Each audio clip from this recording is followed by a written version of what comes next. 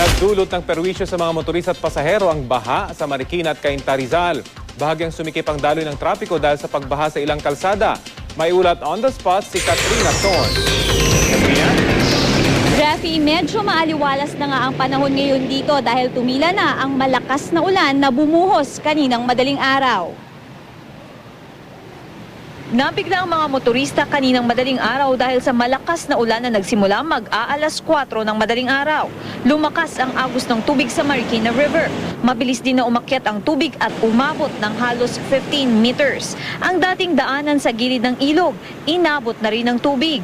Kaya naman ang ilan sa mga dumadaan, ingat na ingat at baka matangay raw sila.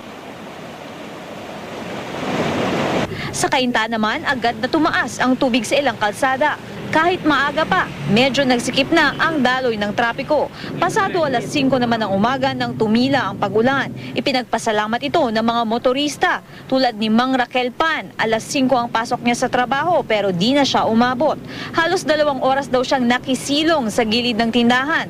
Wala raw siyang nasakyan, papasok at di inakalang bubuhos ang malakas na ulan. Malaki rin ang epekto nun, nahirapan lang. Kasi may mga ilang bahan na kaagad yung mga ibang karsada. Hindi nga ako makapasok, late na nga ako sa trabaho.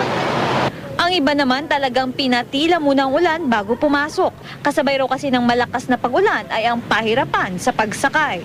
Pinatila ko muna yung ulan bago ako umalis ng bahay. Ganyan. Tapos ngayon nag-aabang na ako para pumasok. At traffic kung kaninang madaling araw ay halos umabot na sa 15 meters ang level ng tubig dito sa Marikina River.